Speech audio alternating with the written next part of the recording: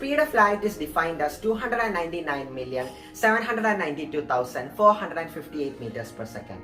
But until the 17th century, no one knew whether the speed of light was infinite or it was a finite amount. The first person to prove that light had a finite speed was Ole Rømer. Here's the story of how he did it. The story begins in the 17th century, where sailors had no way to accurately determine their position while they were sailing through the seas.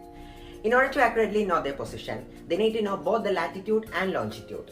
In order to find the latitude, you can just observe the position of the stars, but longitude was a whole another level of problem. You can find the longitude if you accurately know the time, but clocks will not work in ship because pendulum clocks were the only type of clocks at that time, and pendulums will sway randomly due to the swaying motion of the ship. And it was during this time that Galileo discovered the 4 Galilean moons of Jupiter: Io, Europa, Callisto, and Ganymede. Of these 4, Io is the closest moon to the Jupiter, and due to this closeness, Io orbits Jupiter once every 2 days. And at some point during the orbit, Io falls into the shadow of Jupiter, creating an Io eclipse. So Galileo proposed that if you can accurately measure the time of an Io eclipse and plot that time throughout the course of an year, then you can observe the Io eclipse while you are on the sea, and then you can correspond the time with the time on the chart to find out the accurate time. A group of scientists under the leadership of Giovanni Cassini decided to plot this time. One of the scientists was Ole Rømer. Now Rømer worked at the Paris Observatory, and throughout the course of 1.5 years, he plotted down the exact time of the Io eclipse. Now he noticed something strange. He noticed that sometimes it will take Io a little bit more time to appear after an eclipse than the predicted time, and sometimes Io will appear earlier than the predicted time.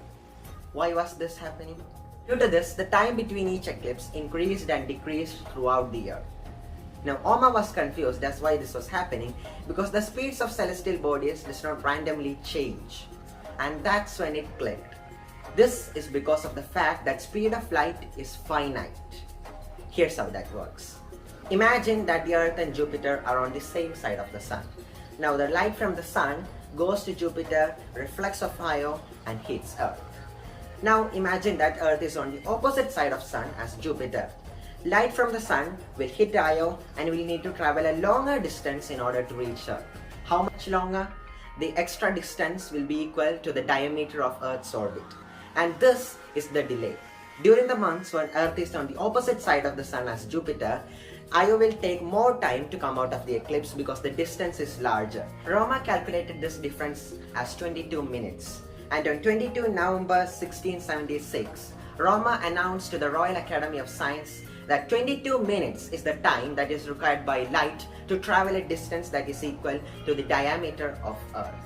A lot of scientists, including his superior Giovanni Cassini, rejected Rømer's theory completely, while a lot of other scientists, including Isaac Newton and Christian Huygens, accepted it. Christian Huygens divided the distance by the time period in order to get the light speed, and he found it as around 2 lakh kilometers per second, which is only 76% of the currently accepted value. Rømer's measurements were far from an accurate measurement. But this was the first time that someone had proved that light has a finite speed and that its speed was not infinite. His measurements was no way accurate, but this measurement paved way to a lot of new theories, including the wave nature of light, particle nature of lights. But when it comes to scientific discoveries, there are rarely any giant leaps. Most of the times, it's small steps contributed by a lot of scientists that contribute to a larger scientific understanding. Thanks for watching.